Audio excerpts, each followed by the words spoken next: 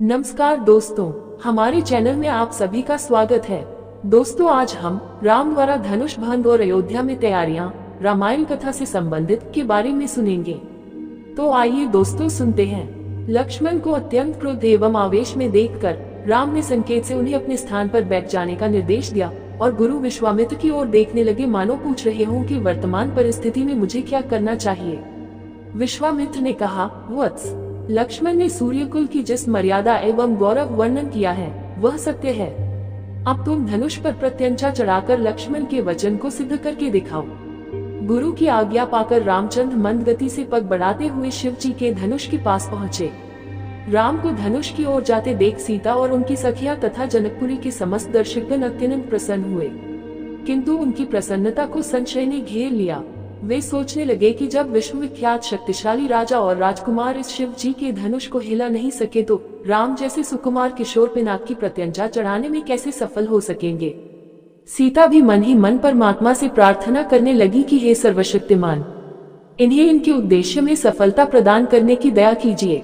मेरा हृदय भी इनकी ओर आकर्षित हो गया है, अतः इसकी लाज भी आपको ही रखनी है। हे प्रभु, आप अपनी अद्भुत शक्ति से इस धनुष को इतना हल्का कर दीजिए कि ये सरलता से उनके द्वारा उठाया जा सके। धनुष के पास पहुंचकर राम ने धनुष को बीच से पकड़कर सरलता के साथ उठा लिया और खेल ही खेल में उस पर प्रत्यंचा चढ़ा दी। प्रत्यंचा चढ़ाकर ज्यों ही उन्होंने धनुष की डोर पकड़कर कान तक खींची, त्यों ही वह धनुष भयंकर शोर मचाता हुआ तड़तड़ा कर टूट गया। उस नाद से अधिकांश दर्शक मूर्छित होकर भूमि पर गिर पड़े।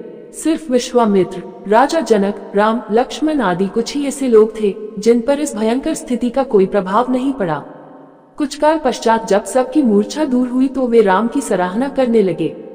धनुष भंग हो जाने पर राजा जनक ने विश्वामित्र से कहा, मुनिव, मेरी प्रतिज्ञा पूर्ण हुई, इसलिए अब मैं सीता का विवाह रामचंद्र के साथ करना चाहता हूँ।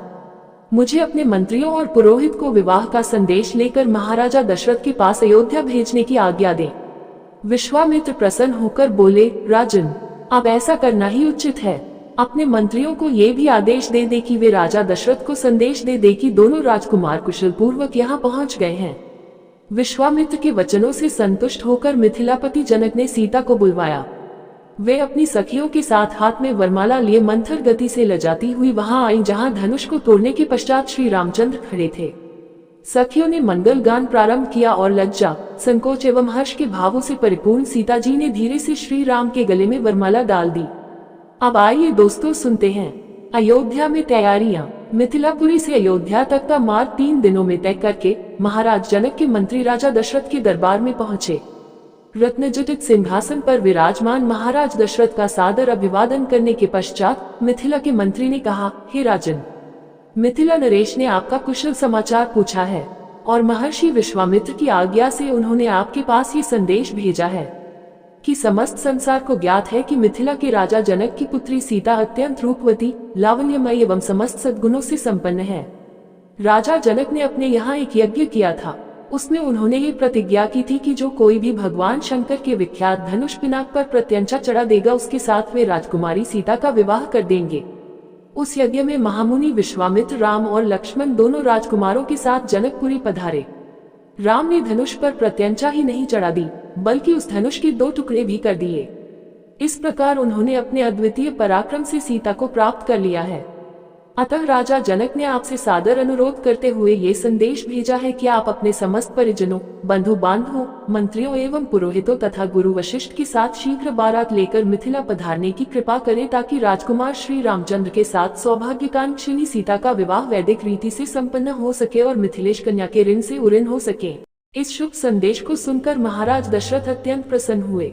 राम लक्ष्मण की कुशलता एवं अद्भुत पराक्रम का समाचार सुनकर उनका हृदय विभोर हो गया। वे मंत्रियों से बोले, मंत्रिवर, हमारा हृदय राम और लक्ष्मण से मिलने के लिए बहुत व्याकुल हो रहा है, इसलिए आप शीघ्र ही परिजनों एवं दरबार के सभासदों के साथ जनकपुरी चलने की व्यवस्था कीजिए। समस्त बंधु बांधवों, राज्य के प्रतिष्ठित सेठ साहूकारों, विद्वानों आदि सबको बारात में चलने के लिए निमंत्रण पत्र भिजवाइए। सेनापति जी से कहिए कि वे शीघ्र चतुरंगिनी सेना को तैयार होने का आदेश दें। यदि संभव हो तो ऐसी व्यवस्था कीजिए कि हम सब लोग कल ही प्रस्थान कर सके, क्योंकि हमारे समधी मिथिला नरेश ने हमसे बहुत शीघ्र मिथिलापुरी पहुंचने का आग्रह किया है। साथ ही परम पूज्य राजगुरु वशिष्ठ जी, वामदेव, जाबाली, कश्यप, मार्कंडेय, महर्षि कात्यायन आदि ऋषि मुनियों से भी ये प्रार्थना करें कि वे कल प्रातःकाल ही हम लोगों के चलने से पहले ही जनकपुरी के लिए प्रस्थान कर जाएं। इस बीच में हम तीनों महारानियों को ये शुभ समाचार देने के लिए जाते हैं।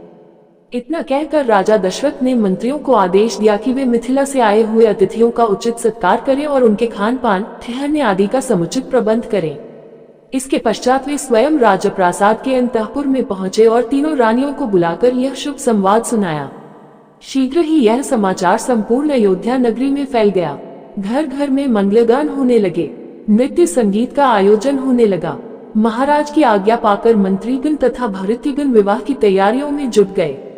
जन जन के मन में अद्भुत उत्साह था। ऐसा प्रतीत होता था जैसे प्रत्येक व्यक्ति के भीतर विद्युत का संचार हो गया है।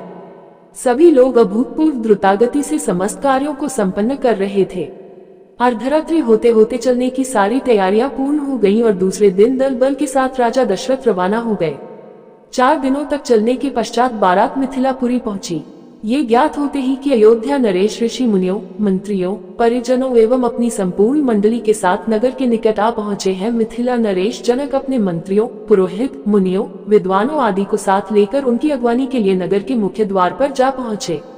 उन्होंने बड़े आदर के साथ राजा दशरथ की अभ्यर्थना करते हुए कहा, हे नृपश्रेष्ठ, आपके दर्शन करके मैं कृतज्ञ हुआ और आपके पदार्पण करने से जनकपुरी की भूमि धन्य हुई। आपने सीता को अपनी कुलवधू के रूप में स्वीकार करके मेरे वंश को सम्मानित किया है। यह मेरा अहोभाग्य है कि आज मिथिलापुरी में महर्षि वशिष्ठ, वामदेव, मार्कंडेय एवं कात्यायन जैसे परम तपस्वी महात्माओं के चरण पड़े हैं। मैं नहीं समझ पा रहा हूँ कि इस असाधारण सम्मान को पाकर किस प्रकार अपने भाग्य की सराहना करूं। इस प्रकार समस्त आगत महानुभावों का सत्कार करके महाराज दशरथ को उनके साथ आए हुए ऋषि मुनियों, बंधु बांधवों, मंत्रियों एवं सैनिकों को जनवासे में ठहराने की उचित व्यवस्था की। जनवासे में राजा दशरथ बहुत देर तक मुनि विश्वामित्र और अपने दोनों पुत्रों के साथ बैठे हुए उनके कृत्यों और पराक्रम का विवरण सुनते रहे। इस विवरण को सुनकर कभी वे आनंद से रोमांचित हो जाते, कभी आश्चर्य से दांतों तले उंगली दबाने लगते और कभी प्रशंसा से अपने राजकुमारों की पीठ थपथपाने लगते। बातचीत करने के पश्चात भोजनादि से निवृत्त होकर वे विश्राम करने चले गए। उम्मीद करते हैं दोस्तों, आपको ये राम द्वारा धनुष बाण और अयोध्या में तैयारियां रामायण कथा से संबंधित विचार सुनने में अच्छे लगे होंगे। दोस्तों, विचार सुनने में अच्छे लगे हैं तो कृपया करके चैनल को सब्सक्राइब जरूर करें जी। इसी के साथ विदा लेते हैं। कल फिर इसी प्रकार के विचार लेकर हाजिर होंगे। जय श्री राम।